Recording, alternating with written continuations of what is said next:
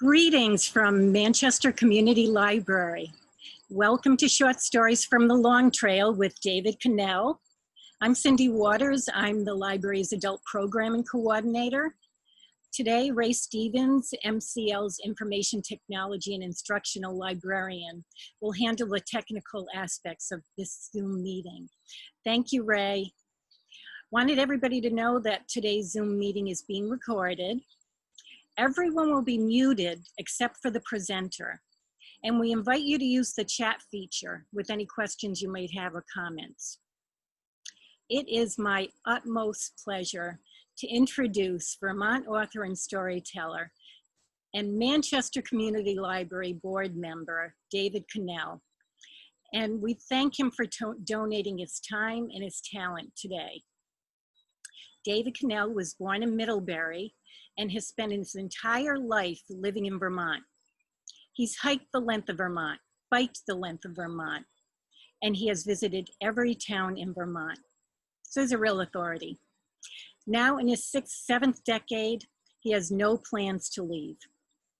As typical of Vermonters, he's made his living with the performance of a variety of jobs. Among other things, he's been a baker, he's been a builder, a bartender, he's made donuts, he's made maple syrup, milked cows, and put up hay. David had spent much of his life in Vermont woods hiking, fishing, hunting, trapping, and snowshoeing. His attempts at golf have had him in the woods more than in the fairways. It was while growing up on a dirt road and spending his days in the nearby woods that he developed his appreciation for our Vermont landscape and its people. And David gives back in so many ways to the community and to the community at large in Vermont with sharing his stories. It's just a wonderful gift to the community. David lives in Manchester with his wife, Paula, who has spent way too much time dropping him off at trailheads, retrieving him from mountaintops, and listening to his endless supply of stories. He's the author of 3 volumes of GrandPaw's Memoirs, and the 3rd installment is Short Stories from the Long Trail. Thank you and welcome, Dave.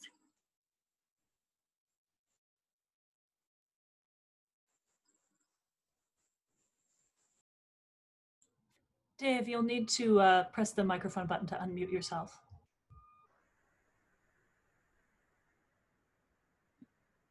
So I'm good to go? Anybody hear me? All set. Okay, then I guess, first of all, thank you. Thank you for having me. I'm always flattered to be doing these things. I really enjoy it.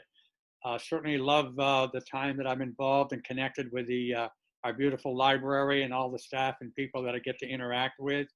So thanks for having me, and let's get this show on the road.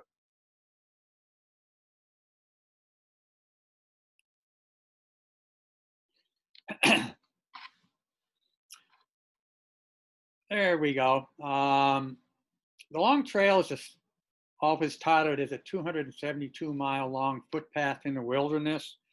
It was established with the Green Mountain Club and got started about 1909, and it took 20 years to construct it. But part of the emphasis to do that was to make the Green Mountains be a larger part in the role of our lives. You know, for over 100 years, those Green Mountains were just a barrier from getting east to west. And if you drive up and down the state of Vermont, you'll see the gaps where the roads pass through, whether it's Route 9, Route 4, App Gap, or whatever. But for all those years, the Green Mountains were just a barrier getting east to west.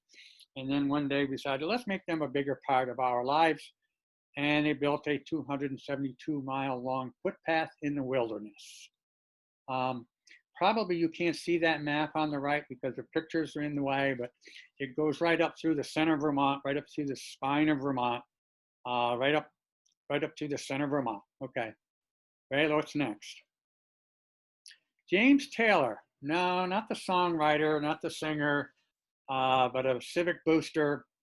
And it was while hiking at Stratton Mountain, he conceived this idea of a trail, a long trail that would traverse from Massachusetts to Canada. And actually, this was the absolute first in the nation. Vermont has a tendency to do that. We have a lot of first, and this is certainly one of them. We were the very first long distance hiking trail. We were the very first one out there, and it was conceived while Mr. Taylor was hiking up on Stratton Mountain, came up with that idea. And next one, please.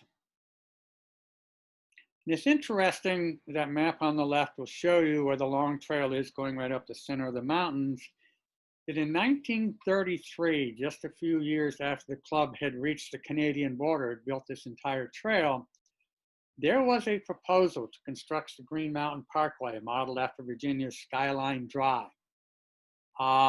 And actually, James Taylor, the civic booster that he was, there were plenty of Green Mountain clubbers that were quite interesting to do this. You had to realize this is the New Deal time. There were many CC young men working the CC, building ski trails and campgrounds and roads and stuff that still exist to today. So it would have been quite an economic thing to do. But I really liked the succinct comment that the Green Mountain Club, when they were unalterably opposed to such a highway. I sometimes wonder how long did they work on toning it down to calling it just such a highway.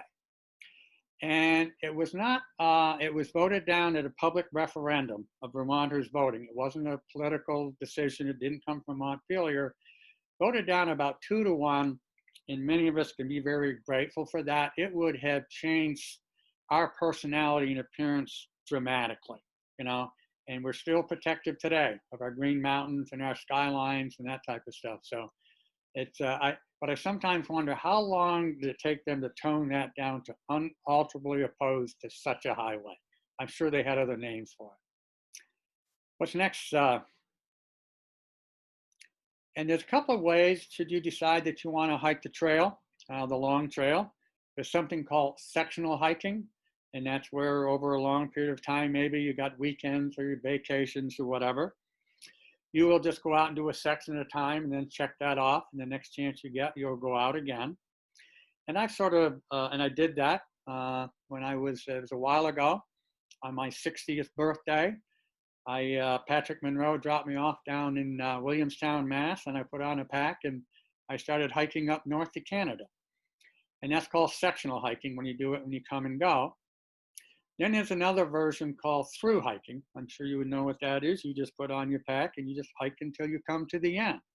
And that includes the Appalachian Trail and all those other trails. And these are people that will hike continuously, take breaks and do some other things here and there. And probably none of you ever heard of the LASH, L-A-S-H. Hikers have acronyms and nicknames for everything. And I was told one day I was out doing something that I was a long ass section hiker. You know, they're just people, and that's what they do. They hike all the time, and they travel all over sometimes the country to do that. There's something called the Triple Crown, which I hiked with a few of them, if you can imagine this.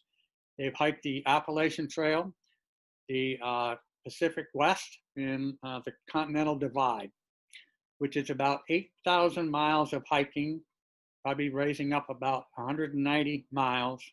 And actually there's 5 people who've done it in a year. There's some pretty serious hikers out there. And actually the long trail is really, people come from all over, not only all over this country, but from all over the world. I've hiked with people from Australia, Germany, the Netherlands, Japan.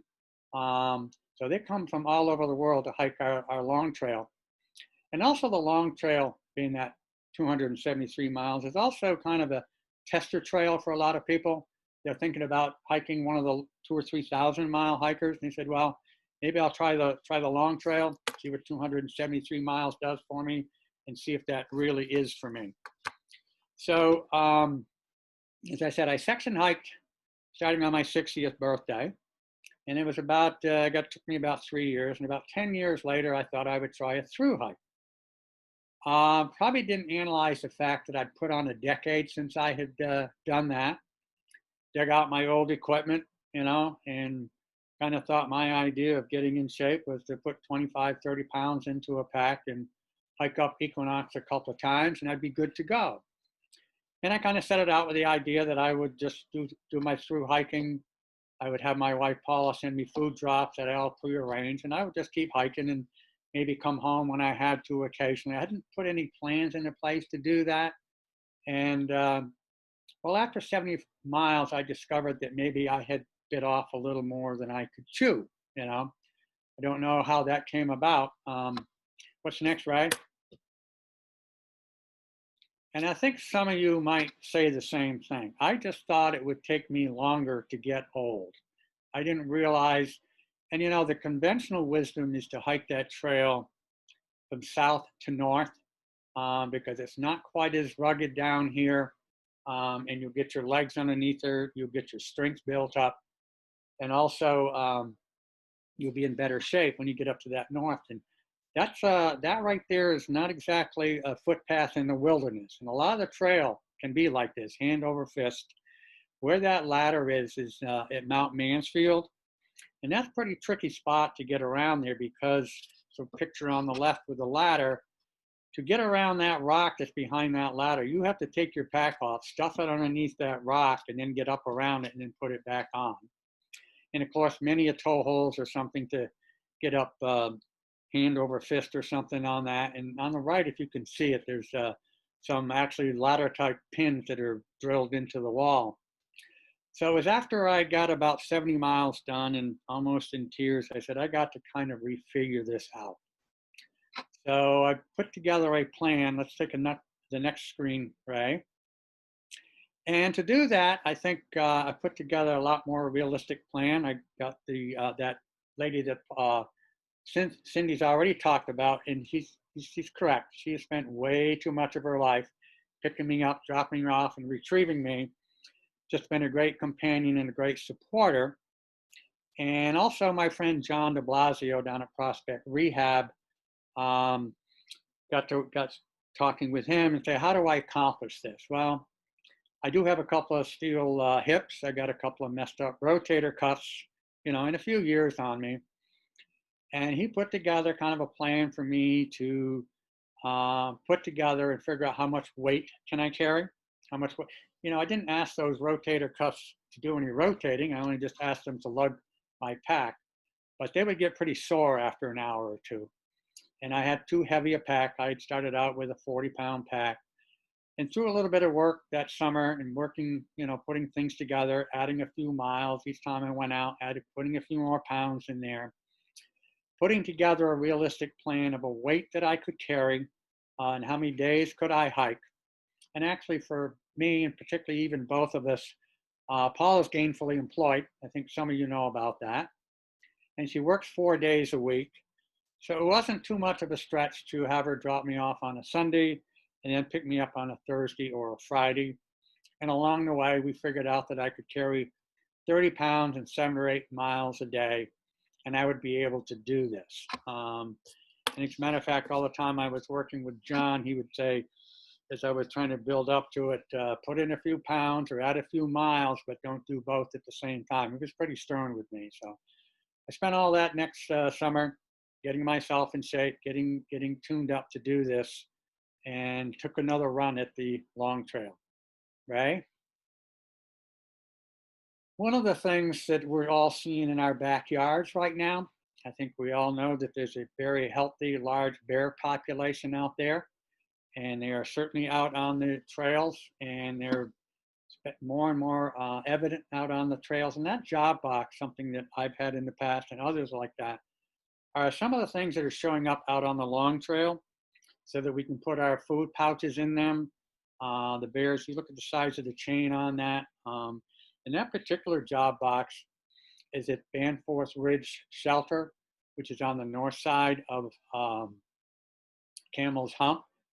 And they very specifically tell you, do not bring your food in the shelter, do not eat in the shelter. They've set up a picnic area down about 150 feet away, and absolutely no food in the shelter because the bears, you know, are that rampant. And also there's another preferred method that existed for a while, and that's to hang your food, you know, up above the ground, 10, 12 feet above the ground, 6 or 8 feet out from the trunk of a tree, Now, that tree that is depicted on the left, I've never really quite seen one that looked like that. It's a little bit more of a challenge if you're trying to hang your food pouch up over something like that. As a matter of fact, I had just come down off Jay Peak, up over Jay Peak Mountain up by Canada.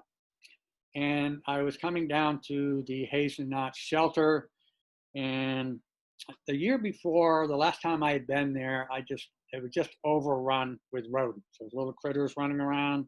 They seem to find the shelters, and they can create havoc with our food pouches and stuff like that. But inside the shelters, there's these strings that hang from the beams up above. There's a metal coffee can or something, or coffee cover or something that'll deflect the little critters from coming down there. And they're quite effective. But I was up half the night at this shelter the last time I was there, and I said, well, I'm going to hang that food pouch from the first tree, something like that. As I said, I was tired, and it's really not good with the lasso thing, particularly with all the other obstructions that are in the way. But I got that food pouch hung up there, and I got it tied off, and I said, there, that'll be fine. But when I got back to the shelter, I looked back and said, boy, I've only got that food pouch about 6 or 8 feet off the ground. As I said, hikers have acronyms and nicknames for a lot of things. I had created what we call a bear pinata. They would have had a ball knocking that thing around, and I would have had no food, and they would have had all my food. So I brought it in and took my chances with the rodents. And so anyway, Ray, if you move to the next, we'll talk a little bit more about bears. And that's a slogan of the Green Mountain Forest Clubbers and people like that. And I think we're hearing about that now as we have bears in our backyard. Oh, there's a bear. Nice one. And if a fed bear is a dead bear, and that's a shelter. It's a Goddard shelter that's up on top of Glastonbury. And their bear became so brazen, this is 2 years ago, that he would actually go into that shelter, even with people in it, and take those food pouches and backpacks and all. They would do that. And it got to be quite a dangerous situation. And unfortunately and sadly, they finally had to put the bear down. Over in New York State, you've got these, they had these plastic bear canisters and all these other types of things. And I think Vermont is going to be heading to more of those types of containers. They're kind of cumbersome. They weigh a couple of pounds, but bears can't breach them or something. But certainly whatever is going on in the bear environment, less hunters, milder winters or whatever. And I think you all have stories about how bears are in our backyards. Some people call them bird feeders. I call them animal feeders. But I got a nice big one out here in my backyard that stops by every once in a while. We've seen him a half a dozen times. So bears are a concern out there, and things will change, right? Like that other picture. This is just, as you hike the long trail, there are just so many breathtaking views and stops. And this is, I just left the shelter and I'm headed up to Camels Hump, which has got another name to it I'll tell you about. But these are pictures that just continually pop up when you're hiking. They're kind of mesmerizing, and I like them. You start out early in the morning, and you get going, and the clouds are still, in the valley and stuff. And you can see just forest and wilderness forever. And this happens again and again and again. And you just stop and take pictures once in a while. You got to stop and keep going or something, but they're breathtaking. I just enjoy it so much. That's the beauty, certainly, of hiking the long trail. And then we'll take a look at Camel's Hump, right? Camel's Hump, can you imagine it was formerly Camel's Rump? I guess there were political correct cops a long time ago, but for a while it was originally called Camel's Rump. And there I am from where I actually took that first picture. I got quite a little hike ahead of me to get up there. And it's probably maybe, of course, Mount Mansfield is the most known and most noted, but probably Camel's Hump for a lot of Vermonters is their favorite. It's unspoiled. There's no ski areas up there. There's no towers. There's no nothing. It's really unspoiled. But as we access to get up to our 4,000 peakers, you know, Killington, Mount Abe, Camels, Hump or something. There's a pretty good rock scramble usually to get up to the top that you've got to navigate. And it's got to be something that's very steep, and you got to be really careful with it. And this particular day, I'd gone up to Camels Hump and had a nice time up there and was looking around, enjoying the view, and then it was time to get going. And there are times I do act my age, and certainly when I'm coming down off something like this, that's when it is. I am so slow, so careful, so deliberate. But with a couple of messed up rotator cuffs and a couple of steel hips, it's absolutely important that I stay upright. And typically when you're navigating something like that, the ascender, you know, has a courtesy, the right of way or something, and the descender usually just steps aside and the ascender will move on up ahead of them. And that's certainly my choice, but there was a guy kind of down where the bottom that picture was taken who kind of waved me on down. I really didn't want an audience and I really preferred to go down first, but said, okay. And I very slowly, carefully, deliberately worked my way down off there.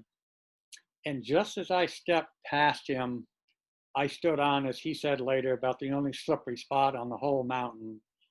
And I did the Watusi. I did a bunch of spirals and turns and gyrations or something that is probably never going to be ever be duplicated, but I stayed upright. He even said, good save. And I went on to say, well, I do a lot, maybe it's all those balancing exercises I do. And I know those balancing exercises I do have kept me upright many times. So actually, I probably did enough of those gyrations and twists and turns that I probably slightly pulled a muscle or two. And I continue on down that rock sliding mountain, and sure enough, deja vu arrives. The same situation reappears. I'm trying to stop, get out of the way, and let that ascender come on up there. And again, this time it's a lady. Oh, no, you come on down first. Take your time. Take all the time you want. You're not 29 years old, you know. So I guess the gray hair alert had been sent out ahead of me. So down off the mountain, I safely came or something, but it's one of the favorite peaks out there. And that's one of those courtesies that keeping staying upright and just being deliberately careful. You do have to be careful out there, right? App Gap Theron Shelter, as I said, it's a pretty rugged section of mountain. And once you get up to that northern third of the thing, and anytime I've ever gone through, and as I said, the Green Mountains were just an obstacle for many, many years to cross. And there's just many, there's a few gaps. There's Appalachian Gap, and we got the gaps, Brandon Gap and Middlebury Gap. And you see wherever our roads go from east to west, there are all these gap roads. Well, I knew that there was a really heavy rainstorm, heavy winds predicted. And I just crossed Appalachian Gap, and I've never gone across there when the wind wasn't just violently blowing. And I get across there, and I said, you know what? I've got only another couple of miles or so to go. I got plenty enough time to take a break. I'll just sit here in kind of the sun. I'm sure I'm ahead of that nasty weather that's coming, and I'll just take a lunch break before I get going.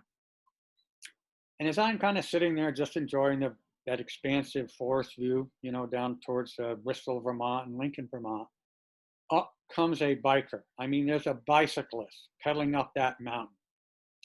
And I know how rugged that is. I'll have to admit I've done that a couple of times myself. I've biked up Equinox and I biked up a Scutney a couple of times. And believe me, when you take on 15, 20% elevations, it just takes a lot out of you. And as I watched that gal, you know, come up the mountain, I kind of blurted out, way to go, congratulations, you know, kind of startled a little bit. And then I watched her pull off over into the parking lot. And I know that she is absolutely out of breath. She's going to have enough of her legs, her mushy legs underneath her to stand up. And sure enough, she gets her feet unclipped. And she stops and she just lays over the bike, maybe as much as 4 or 5 minutes, 3 or 4 minutes to catch her breath. And then she just coasted over to me and asked me, you know, I said, boy, that's quite a feat. I said, I know what you've done. She went on to say that she does that regularly just to kind of be in shape. And then she asked me where I was off to. And I said, well, I'm just going down here to Theron Shelter. And you can see that's a really old tired one. It's kind of perched looking over App Gap. And I did have concerns of getting blown off the mountain. And she went on to say, if you can make it down to what she called Stark's Nest on top of one of the ski areas down there. And ski areas do that. Bromley does it. And all the ski areas will make available their first aid shelter. They'll make available their buildings as shelters for people to use. And what I found kind of interesting, she's worried about me heading down the mountain, getting involved in a wicked storm. And I'm actually concerned about her getting down off the mountain, because that bike is going to want to cut loose at 40 or 50 miles an hour. And if you're not careful, you won't have your brakes before too long. But just kind of, as she pointed out to me that, if you could make it down there, you probably would want to avoid Theron being shelter. Well, with that piece of information in mind, as we wished each other well, or that's what I'm talking about here, or the point I'm trying to make here, is you're two strangers out having an adventure, never going to see each other again, but we're worried about each other's well-being.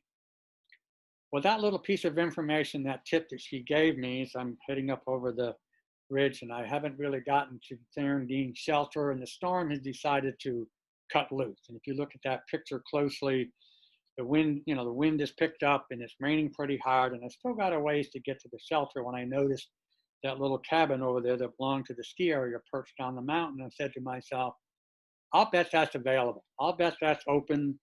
And sure enough, in I went and spent a much safer time, much to my wife's relief, to find out that I was on top of that mountain in a wicked storm with something that was anchored to the mountain. So just that chance meeting got me prepared to do that. But I think when you do things like this and you see people out there, I'm just always enamored, that here we were, two strangers concerned about each other's health. I wanted to make sure she safely got off the mountain, and she wanted to get me inside a better structure. What's up, Ray? Is there a better way to do that? Did you know we had a Vermont presidential range? I'm sure we all know about the one that's in New Hampshire. We have Mount Abe, Lincoln Peak, and you can see those Mount Grant, Mount Cleveland, Mount Roosevelt, Mount Wilson. But did anybody know Nancy Hanks is the president? Anybody know who Nancy Hanks is? And Nancy Hanks Peak. I asked this question, put this presentation together a couple of years ago in Middlebury. Much to my surprise, someone knew the answer. Nancy Hanks is mother to Abraham Lincoln. Not so sure why she got credit for having a mountain. And that particular peak right there, as you can see, which is above tree line, again, that beautiful view, that's Mount Abe, But we do have our own version of a presidential range. Let's move on, right? Breadloaf Wilderness and the Joseph Battell Wilderness. There are 6 wilderness areas that the Long Trail passes through. And it's an area that it's in a region where trying to keep the land in its natural stage and keep the human impacts, to a minimal. No power tools, no motorized tools. I think there's some rare occasions, maybe with a rescue, where there may be some relax of the rules on that. But it certainly is, as from a hiking version of hiking experience, it is different. It's quieter. There can be some overhead noise, maybe from airplanes, but there's no chainsaws, there's no motorized noises. It is a nice experience. It's a unique experience, as a matter of fact. It is quieter. And this was a huge blowdown in Breadloaf a few years ago. That picture doesn't really show how big it was, and maybe about a mile long. And what I like about these wilderness acts in where you're not going to do these things, no motorized tools. So in other words, to clear that trail, they have to use, we're going to retain 1850 ways and skills of ways to do things. A 2-man crosscut saw, horses, block and tackle. I just think it's great that we're going to preserve the use of those things. And quite frankly, you can see where that's cleared out. Those were not chainsaws. They were not excavators, So I think, you know, it's great that we have them.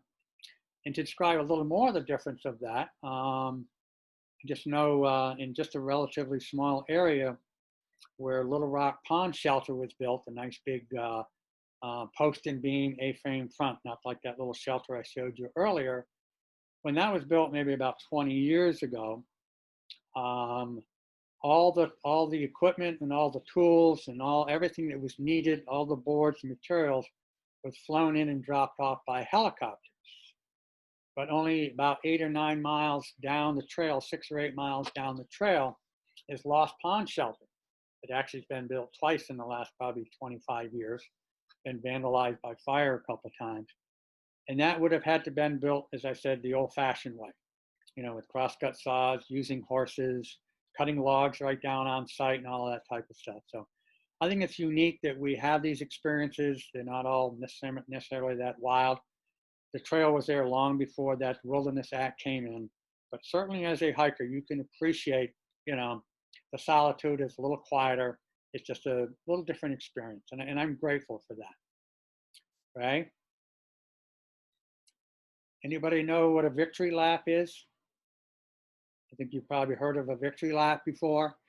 More often it's that little cute little race car down there. When after the race has been run, the winner of that race gets the checkered flag, which dictates that he is the winner, and he gets to go on his victory lap and run around the track. Well, as I said, the long trail was first, and the Appalachian Trail came later. And from the Massachusetts border to just above Killington, the AT, Appalachian Trail, and the Long Trail is on the same trail. And then the Appalachian Trail, as you can see on the map, goes east to Maine, to New Hampshire and Maine, and then the Long Trail goes north.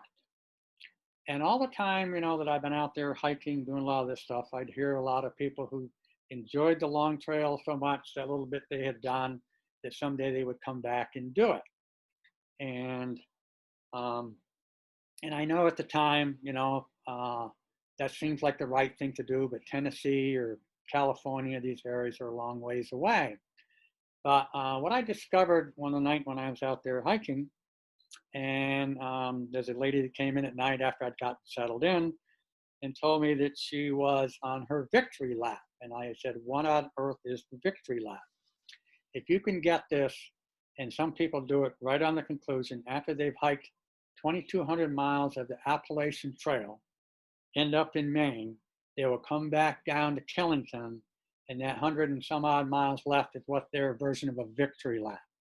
Some of them come years later or something, but that's a victory lap, you know. So it's interesting as you hike the Long Trail, particularly when you get interacting down here with the AT and whatever, how many people will rave and how much they love this trail and they're going to come back. And like I said, that isn't always realistic, but I begin to find more often than not, it really is a lot more than I thought. I would talk with people that came from all over the country to get back here and hike this. And then as you notice, you recognize the hikers when they're coming through Manchester with their telltale packs, you know, getting in and around and getting groceries, going to the post office and getting supplied. There's a lot of us knowledgeable local people that will accommodate them. We'll give them rides back up on the mountain, help them run errands or whatever. And I do that frequently. I was down at the Spiral Press having coffee, and sure enough, there was a couple across the way, and it's obvious that they were hikers. And I said to them, you know, I'm got a couple of maybe errands to run and some things to do, but if you need a ride back up to the trailhead or any other ride, just let me know. I'd be glad to accommodate you and provision you. So we probably put something together, and I actually did do that. I helped them run some errands, took them down to the post office, probably took them down to the P&C or wherever they got groceries, and then I ran off to the mountain. And this young couple was from Brooklyn, and they were telling me how much they loved it here. They were going to come back someday. They're going to live here. Well, what's the likelihood of that happening? It was kind of amusing at the time and appealing at the time, but what's the likelihood of that can happen? Well, maybe a year or two later, back in the Spiral Press again, because got to have coffee every once in a while. or maybe often, as some people might admit or say. And I made eye contact with this person and didn't really quite recognize her and kind of went back to what I was doing. And a little bit later, that young lady came over to me and she said, David, you might not remember me, but you accommodate my husband and I when we hiked through a long trail a few years ago.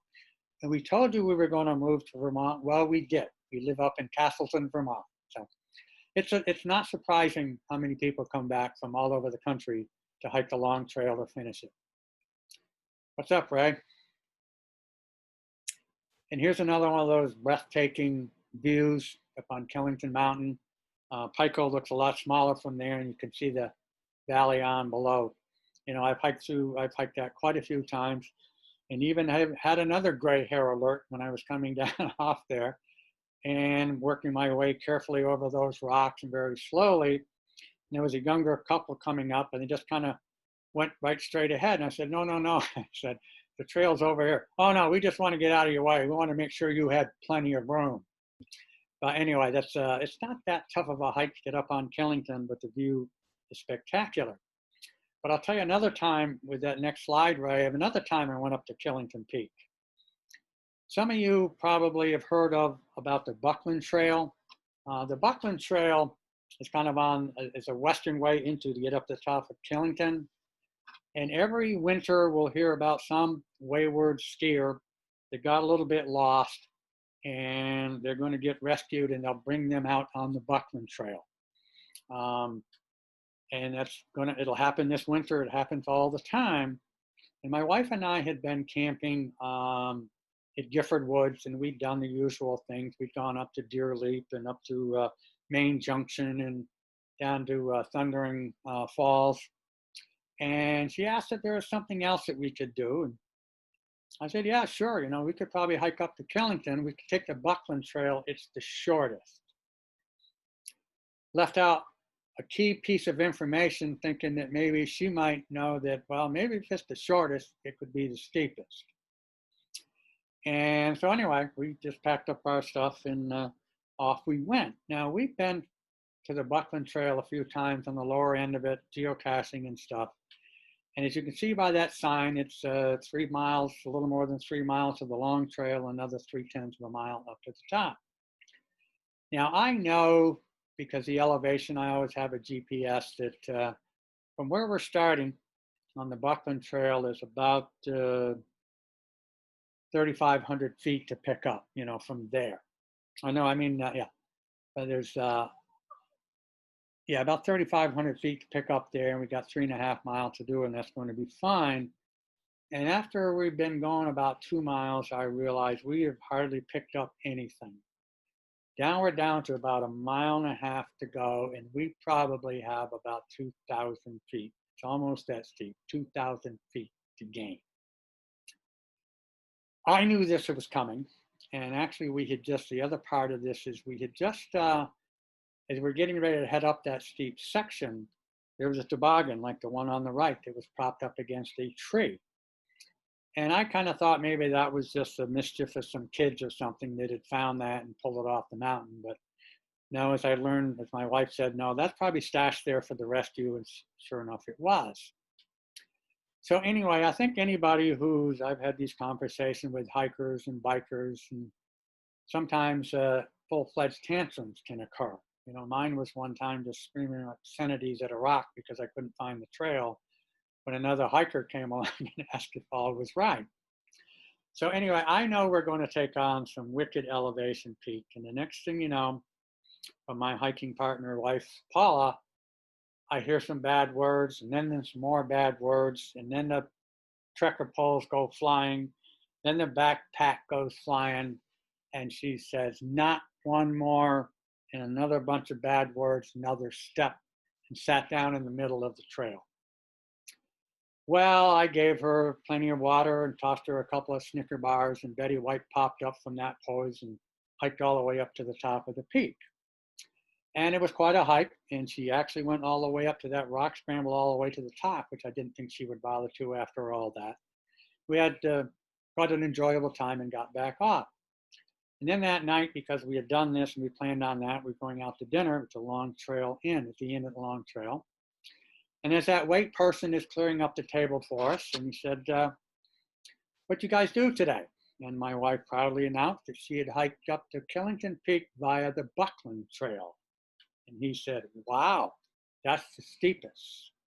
And through clenched teeth, I heard, you knew that, didn't you? Beautiful hike if you ever want to take it sometime, right? And then, as I said before, when you're accommodating people, there are trail angels, and that's my very special trail angel who just retrieved me again, and this time from having probably a cold, wet night into a shelter to maybe just having a glass of wine at Christo's instead. But there at Peru Peak Shelter, there's been a couple of interesting things that have occurred there. And as I said before, there's many of us that accommodate other hikers and give them rides and provision people or whatever. And it'd been a pretty bad storm that day, but I'm sitting home at night and I get a phone call from Timmy Ward, a fellow who lives right here in Manchester and does a lot of hiking and provisions hikers. And he said, I just rescued a young lady from up the trail just below Bromley, and I'm going to take her down to the hostel, and she's going to be looking for a ride home, a ride back up to the trail tomorrow. And I gave her your phone number, and I said, I'd be glad to do that. Thanks, I'll do that. But as we hung up the phone, I said, that hostel is going to be full. She's not going to get in there. I don't know how that's going to work out. And I just said, well, I just hope it does work out. Hope all's well that ends well. And didn't give it too much more thought. I never did hear from her. But as I said before, in my training regime that John had put together for me, this was a hike I'd put together just probably about 8 or 10 miles, with one overnight in there, getting that pack weighted up. And I get dropped off at Mad Tom. I still don't know what Tom is mad at. I seem to do a little research on that, and no one knows why why Tom was mad. And I just take a nice leisure hike, up over Stiles Peak, Peru Peak, and get back down to the shelter and get there in plenty of time because I'm just doing slow miles. And the thing about when you're hiking, you ended up at shelters, it's a first come, first served basis. So I always like to get there plenty early so I get my space or whatever. And I've been there a little while, and then a few other hikers that are coming in or something, and we're getting a half a dozen, 4 or 5 people. And we're just sitting around and visiting. It's kind of getting to maybe about 4 o'clock in the afternoon. It's a time when the last of the hikers will be coming in, not too much later than that. When this young couple arrived, and if you can see that gal to the right, it's got an awful lot of hair, something that I'm not used to seeing on the trail. Most women hikers will have a lot less hair than that. Anyway, this young couple came in and they kind of sat down and joined the conversation and had a little snack. And I noticed that we all kind of noticed they were there. She was just slightly, maybe a little incoherent, not too steady on her feet, and kind of wondering what was going on. We're kind of looking around at each other, not trying to figure out what's going on, but it's really not our concern. She's there probably with her hiking companion or her boyfriend, except a couple of minutes later, he grabs his pack and says, I got to meet my cousin over there at USFS 10 because he's bringing me a new pair of shoes, and off he went and she stayed. Well, after having some conversation and she seemed to be getting a little more coherent and stuff, I learned, after we all of a sudden started trading stories, this was that young lady that Timmy Ward had rescued. And she had just gotten back on the trail. I think she kind of got goaded into hiking the long trail by a younger sibling, I think, that had hiked the AT. And she was from Concord, Massachusetts. And she was just out there just trying to get some hiking in. Certainly to us was kind of ill-suited to doing that. But, she's already hiked up from down by Bennington. So she's got a few miles under her leg. Anyway, we all get kind of bunked in for the night, share a few stories. And in the morning, she's already had that one traumatic thing. She's thinking that maybe, actually she came over to me first and said, is it okay if I hike with you? I'd like to hike with you today if it's okay. I was a little tiny bit evasive and said, well, I'm not really going very far. I'm kind of slow, but you're welcome to join me. And then a few minutes later, she came back over to me and there was another hiker, probably about my age, who was headed south. And she said, you know what? Maybe I've had enough of this. Maybe it's time for me to think about getting home. I'm going to hike back down to Manchester, and maybe I'll find my way back from there, I'll find my way back to Concord. So that said, you know, everybody kind of gets up and goes about their own ways. And I head up north to get up over Baker Peak and get up to Lost Shelter and Lost Pond Shelter. And I get there kind of early afternoon, get the place all to myself, and there's visitors coming through and coming, going. And we're just going back and forth and having a visit. And then there is trudge. And here comes this young lady. Her name is Mia. And as much as I wanted to say, I thought you were going to head out of here, as much as I wanted to do those things, I certainly didn't think she needed the indignity of that. And just kind of talked with her, trying to make sure that she knew what she was doing. She had in her mind she was going to make it up to Rutland. I wanted to let her know that, you know, once you get up to Killington, you know, you're still a long ways from Rutland. And I think the more that I spoke with her, the more comfortable I felt that she could probably go ahead and move on. It was not certainly my place to say, look, come with me. My wife will be picking you up tomorrow, and we'll get you off this trail. Now, that wouldn't suit. It just wasn't the right thing to do. But the best thing about it, or what I felt most comfortable about, no matter what occurred with her, no matter what happened, okay, no one was going to harm her. You know, like Timmy and I, someone was going to take care of her. Someone was going to make sure that she was okay. I really felt very comfortable about the fact that no one would harm her. And also, it's look at my trail angel, my very special trail angel over there, who was going to pick me up that next day, which was Friday. And it's a busy day for her getting household chores done, but she's carved out some of her time to retrieve me at the USFS 10. And I often kind of wondered, you know, I had talked that young lady into coming with me, how that would have gone over when I said to her, like the youngster that the puppy followed, that cute little puppy followed home. I said, she followed me home. Can I keep her? I'm not so sure that would have been too popular a plan. So it worked out. And it was a couple of weeks later in the journal that she'd written a letter and called Tim, I think, by name and thanked him, including that guy out on the trail that kind of got it oriented again and kept her going and kind of kept her from, yeah, it was a very thank you and a very nice thing. But that's the way it works, you know. Trail angels, they just pop up everywhere. We've even kind of done the same thing where we've done a lot of that and picked up a hiker. One night it was getting kind of dark and couldn't find any resources for him. You know, everything was closed. We rode him around for a while and finally we said, well, you're coming home with us. And I remember him telling us, you know, if it wasn't for people like you, I might have given up by now. So there's a lot of trail angels out there. When people's luck is down and they're really discouraged or maybe having a frightening experience, up pops a trail angel to rescue them. Okay, we'll move on.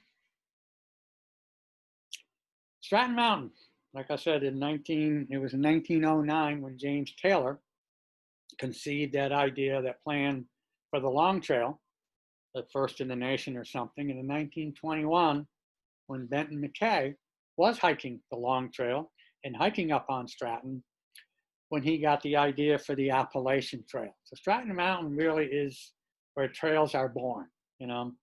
And it was, like I said, Benton McKay put the Appalachian Trail together while enjoying his hike on our long trail.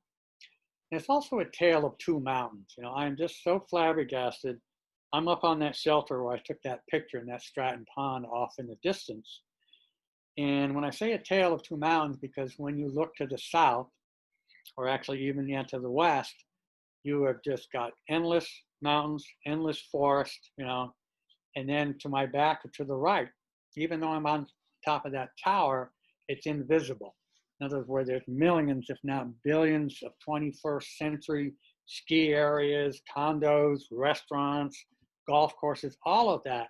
And it's totally oblivious to when you're out on the other side of the mountain. It's definitely a tale of two mountains, you know, one totally developed in the 21st century way and all that wilderness that's out there, you know.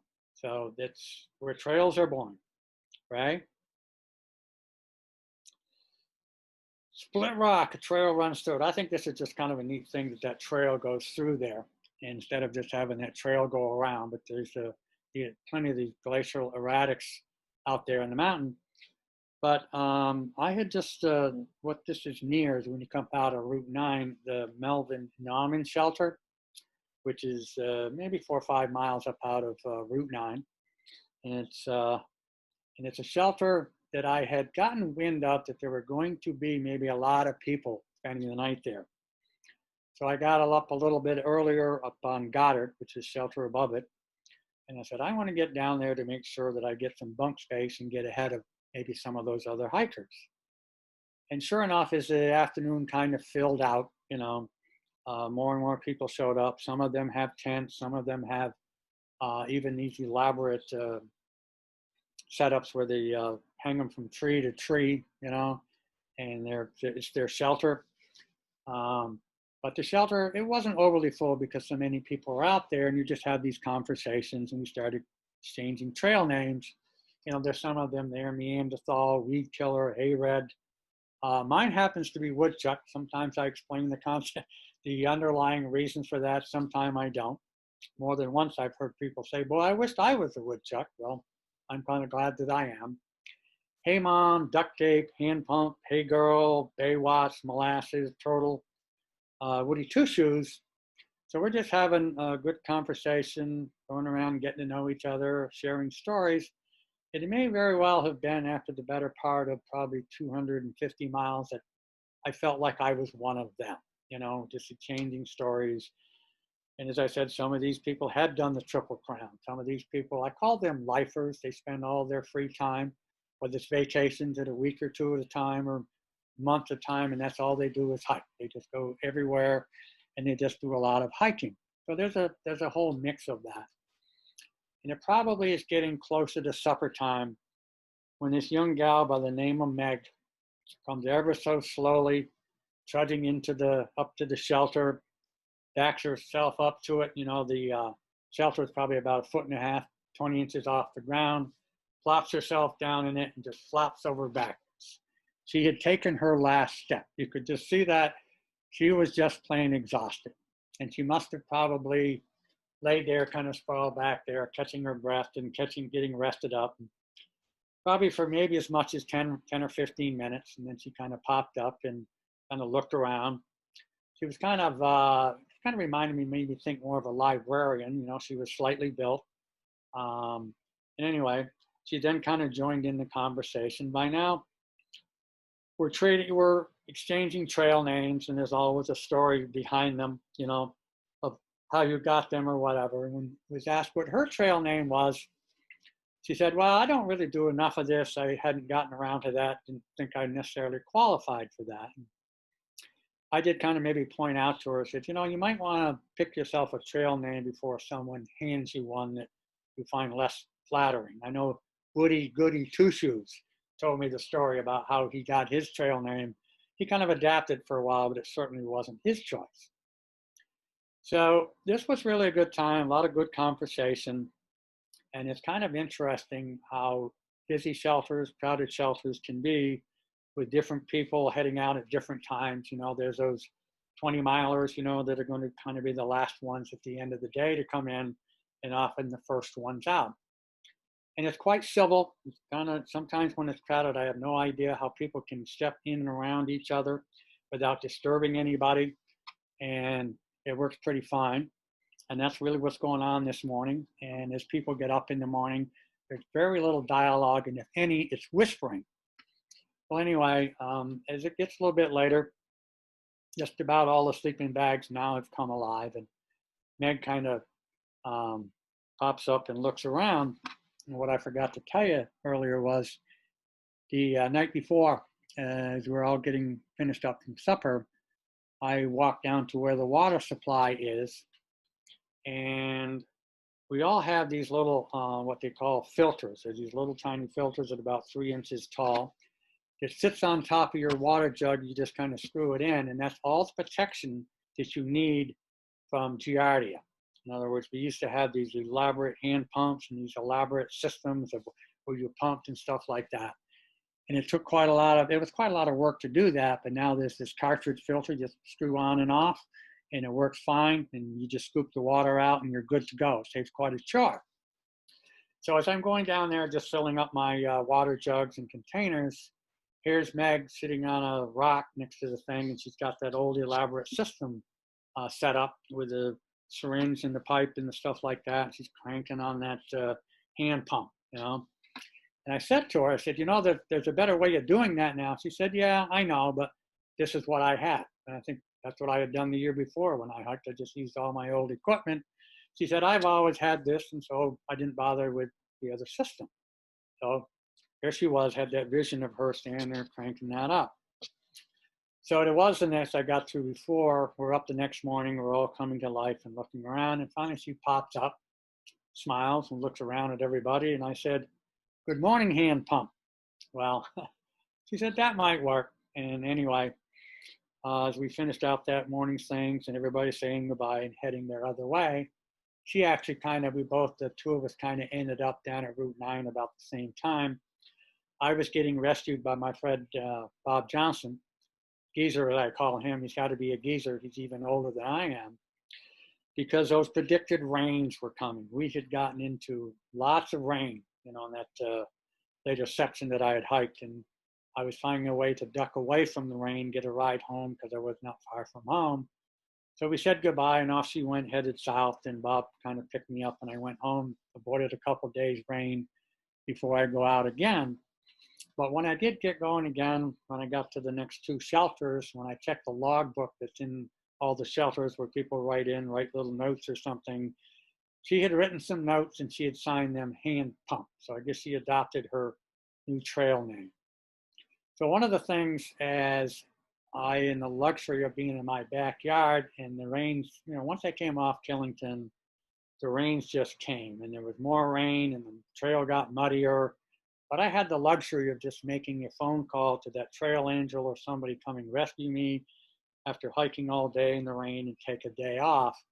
And then I'd go back out once I got cleaned up and dried up again. So I had the luxury of that. So I put together, we can move, Ray.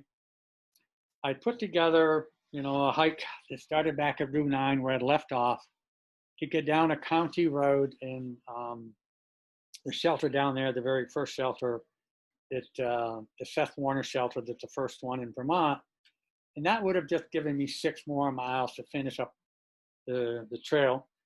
And as I started out from Route 9 to get up to the shelter, the Condon shelter that had been many, many years ago, I knew that there was rain predicted that night. We were going to have some heavy rains, but it was going to dry up, rains would stop, and it's going to dry up the next morning. And the 2 or 3 other hikers I interacted with that apparently had the same weather report that I did, and I was counting on that, you know, that it was going to be dry the next day. I'd get down to the next walk, next to the next shelter, and then I would finish up with my friend and audience down there, you know, in Williams, Massachusetts, at the Pine Cobble Trail. Well, I think we've all seen enough Vermont weather, or certainly I have, when you know that rain's not going anywhere. And I've got about 6 or 7 miles to that next shelter, and this is what you do. There's no avoiding that, so you just kind of bundle up, put my rain jacket on, and I head out in a pretty good rainstorm. And it's kind of interesting as I'm moving along and I pick up some elevation, and this is mid-October. And I'm moving along, and all of a sudden, boy, that looks like sleet. And maybe pick up a little more elevation, and that looks a lot like snow. And sure enough, it was snowing. It was kind of interesting as that day's hike, the elevation drops and gains and pickups.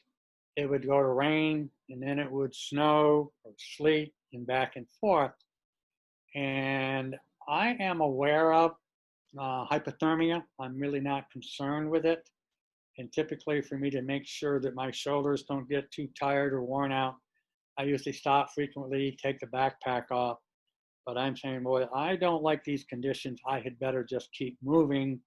And what you do is, and I've done this 2 or 3 times, as all other long distance hikers will do, when you've had a long day out in the cold and the rain or whatever, you get into the shelter, you take off all your wet, sopping wet hiking clothes, put on a set of dry, usually we have a dry set of sleeping clothes, and get those on and get the other wet clothes hung out and call in your sleeping bag, get your body temperature up, and everything's going to be fine. Every hiker does that. I've done it 2 or 3 times, go all day long. But I'm also going up over this, I think it's Consultation Peak. And Paula has been to County Road with me before. She picked me up or dropped me off there. And I'm thinking that I am soaking wet. I know how wet and muddy that trail is going to be. Do you suppose she's up for one more rescue? And you can imagine out in the woods, it's kind of spotty, the communication with your cell phone or text. And I'm just trying to tell her that I'm going to be coming into County Road. I'm wet and tired and cold. Could you come and pick me up? And maybe even tried a phone call. It was a little bit spotty. I'm trying to explain to her that County Road had been reworked a little bit, and just be careful, but I'll be on County Road. As the conversation went on a little bit, I finally heard her say, "I will find you." Well, find me she did. Here I am, out on there. By now I've kind of gotten there, got my clothes switched out. The weather's changed a little bit. I've had some hot chocolate. When this this attractive young lady shows up in my pickup truck, still smiling, and rescues me. But it was kind of amusing that we had both kind of agreed that maybe I was just one more rescue away from getting the truck stupid. We're done here. But rescue me she did. And then when I came back a few days later, the trail's a little bit drier. And Ray, we can move on. And then I got to finish the trail in a grand style on a beautiful, gorgeous day that was dry. And to do that, I thought I should write a little poem. And it is this: at the twilight of the fall season, as the leaves have begun to fall, the shadows are cast upon the trail from the green mountains high and tall. Our journey's end is in sight, though I must reach the valley below. It is with melancholy that I begin my descent to conclude a quest I started a while ago. All of this is a lot of talk, and a lot of things are something, but I think words are one thing, but I'm going to have you look at, I'm going to finish up here with a collage that Ray will start now. And this is really what it's all about.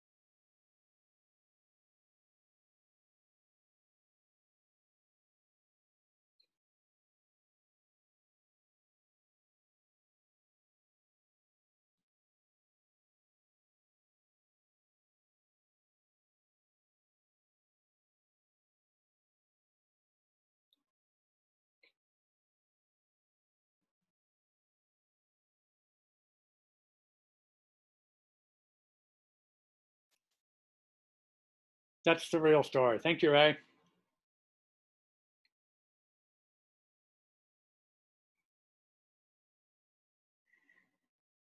Ray, do we have any questions? We don't. We do see Ruth says, "Thank you, David and Cindy, for sharing the long trail with us. Well done on foot and on YouTube." We have another comment. "Beautiful. Thank you for sharing your experiences with us. So happy I joined this talk. Thanks to all who put it together." Before we wrap up, does anyone have any questions that they'd like to put in? Okay, well, Dave, I'm just going to echo that. Thank you so much for sharing your experiences with the long trail. Thank you all for putting this together and joining me for a walk in the woods. Bye, all. Bye-bye.